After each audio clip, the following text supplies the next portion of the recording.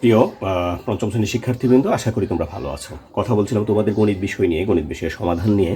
আমরা তোমাদের আজকে 19 নং পৃষ্ঠা কথা বলছি। এই 19 নং পৃষ্ঠায় আমরা এখানে 1 থেকে 8 পর্যন্ত একের ভিতরেই কী হয়েছে, সঠিক উত্তর যেটাকে আমরা বলি এমসিকিউ বা নৈর্ভিত্তিক যেটাকে বলি আমরা, সেই প্রশ্নগুলো রয়েছে। আমরা আজকের ভিডিওতে আমরা এই 1 এবং 2 নিয়ে কথা বলবো।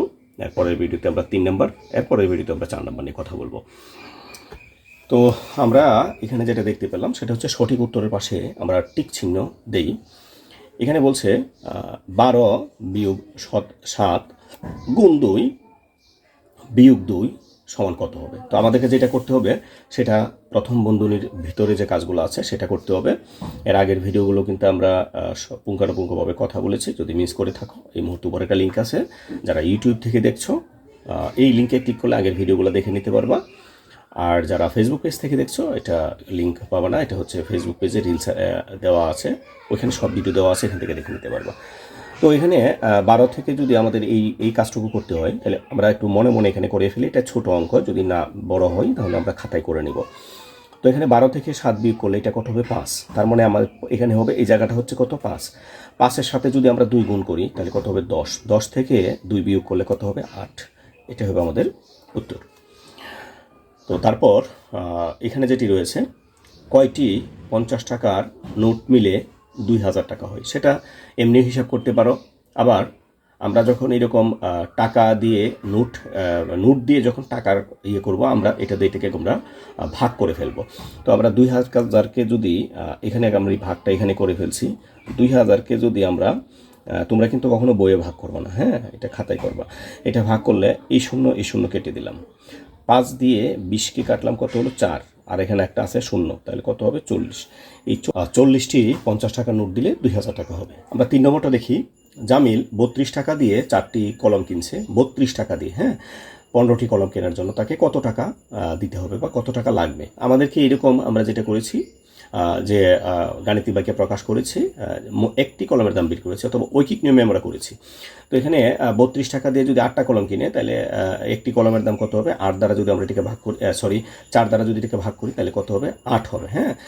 32 টাকা দিয়ে 4টা কলম কিনলে একটি কলম 8 টাকা দিয়ে কিনতে হবে। এখন 8-এর সাথে যদি আমরা 15 গুণ করি তাহলে আমরা পেয়ে যাব আমাদের কত টাকা লাগবে। 15 গুণ হচ্ছে 8, 5 8 40, হাতের হচ্ছে 4, 8 4 4 12, 120 টাকা। তাহলে উত্তরটা হবে আমাদের এই 120 টাকা। আবার এখানে দেখি আমরা 1 ডজন পেন্সিলের দাম একই রকম, এটা পেন্সিলের দাম হচ্ছে 48 টাকা। তাহলে 12টি পেন্সিলের দাম কত হবে? এখানেও আমরা 1 ডজন, আর এখানে বলছে এখানে বলছে 1 ডজন, আর এখানে বলছে 8টি পেন্সিলের দাম কত হবে। তাহলে 1 ডজন পেন্সিলের দাম 48 টাকা হলে 8টি পেন্সিলের দাম বের করতে হবে, আগে একটি পেন্সিলের দাম বের করতে হবে। তো এখানে 1 ডজন মানে 12টি পেন্সিলের দাম 48 টাকা। তাহলে 8টি পেন্সিলের দাম কত হবে? একটি পেন্সিলের দাম হবে 12 টাকা। আমরা যখন 4 টাকা হবে, 1 ডজন হচ্ছে 12টি, 12 দ্বারা যখন আমরা 48কে ভাগ করব, 4 বারং হচ্ছে 48, 4 টাকা একটির দাম। তাহলে 8টি পেন্সিলের দাম কত হবে? 4 8 32 টাকা। এটাই হচ্ছে আমাদের আরেকটি উত্তর। তো এখানে আমরা দেখলাম 5 নম্বরে 334টি আম 15 জনের মধ্যে সমানভাবে ভাগ করে দিলে কয়টি আম অবশিষ্ট থাকবে। তো এই সমস্যাটি করতে গেলে আমি এখানে করে নিচ্ছি। আমরা 334কে 15 দ্বারা যদি ভাগ করি তাহলে 2 বার গেলে 30, আবার এখানে 3 4 কেটে নিয়ে আসলাম, আবার 2 বার গেলে 30, তাহলে এখানে কত আসলো? 4। তার মানে এখানে কত আসলো? 4টি আম অবশিষ্ট থাকলো। তার আমাদের উত্তর হবে এই 4টি আম। 6 নম্বর খুবই গুরুত্বপূর্ণ। মাতার বয়স কন্যার বয়সের 3 গুণ।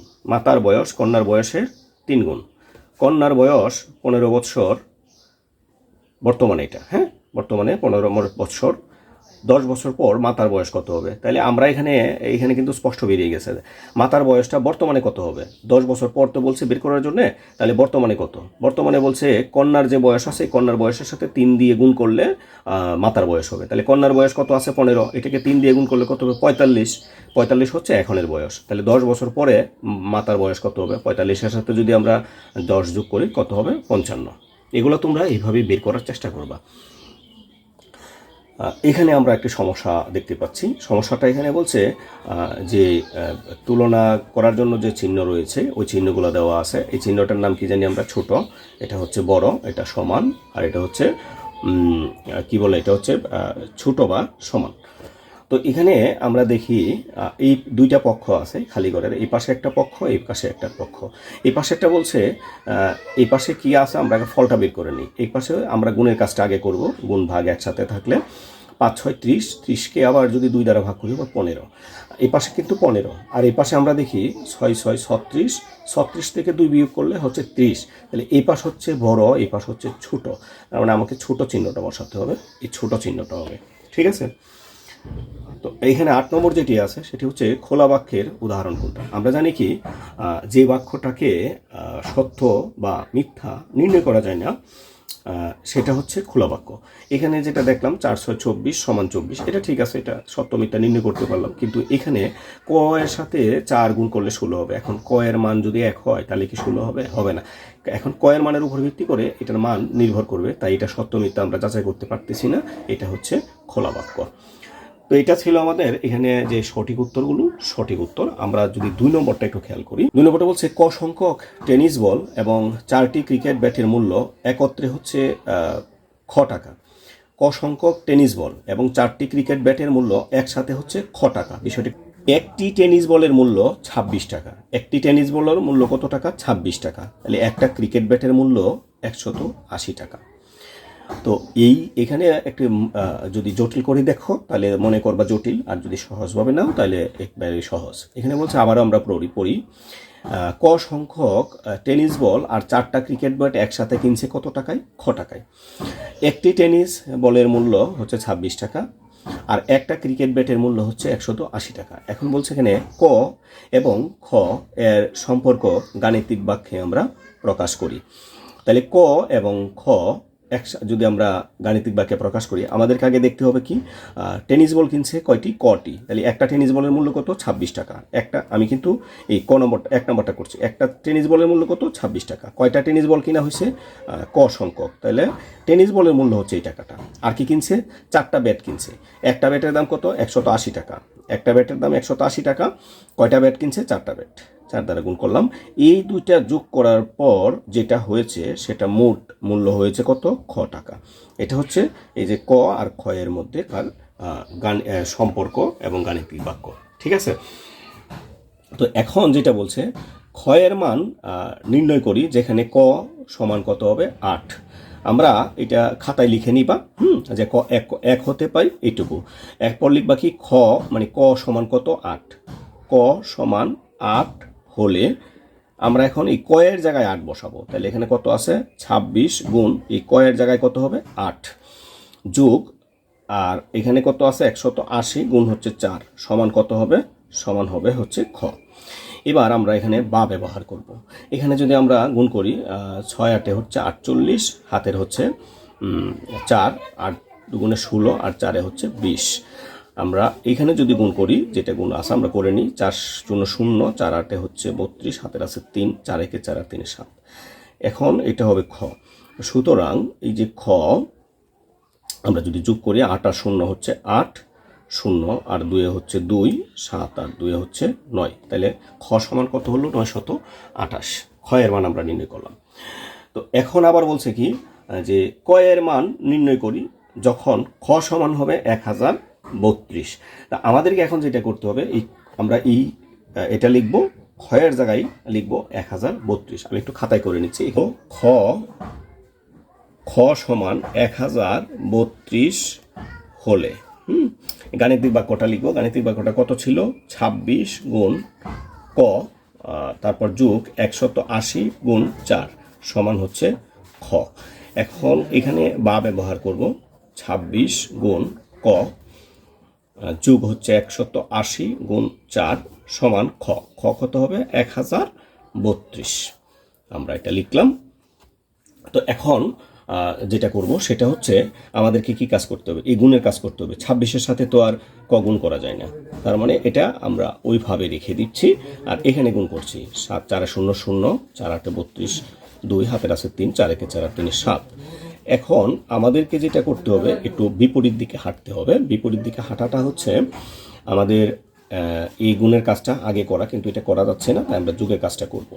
তো এখানে যদি আমরা একটা করে নিই, তাহলে যোগ আছে কত 720, আমাদেরকে এটাকে উঠাতে হবে, মানে বাদ দিতে হবে, এটা বিপরীত চিহ্ন করবা, ঠিক আছে?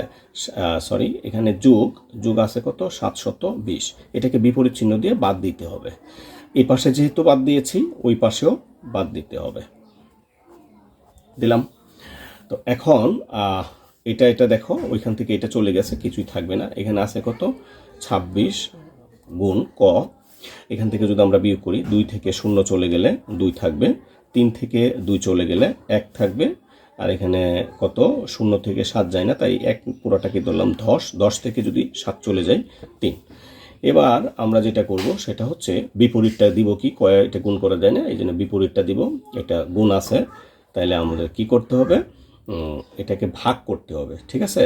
এই 26 ভাগ 26 গুণ ক, এখানেও আমরা এটা ভাগ করে দেব 26 দ্বারা। এই 26 দ্বারা 26কে ভাগ করলে 1 হবে, 1-এর সাথে ক গুণ করলে কই হবে, হ্যাঁ? এখানে সুতরাং দিয়ে দিব, আমরা ফলাফল পেয়ে যাব। এখন 26 দ্বারা যদি এটাকে আমরা ভাগ করি, 312 26, একবার 26 একে 26, 31 থেকে 26 চলে গেলে 5, আর হচ্ছে 2, 52, 2 বার দিলে 52, তাহলে কত আসলো এখানে 12, তাহলে ক সমান কত পেলাম, 12 পেলাম। তো প্রিয় শিক্ষার্থী, আমি আগে বলছিলাম যে আমরা 1 এবং 2 করবো, এবং পরবর্তী ভিডিওটা আমরা হচ্ছে বাকিগুলো যেগুলো আছে এগুলো করার চেষ্টা করব। তাহলে আজকে এখানে বিদায় নিচ্ছি, সবাই ভালো থেকো, ধন্যবাদ সবাইকে।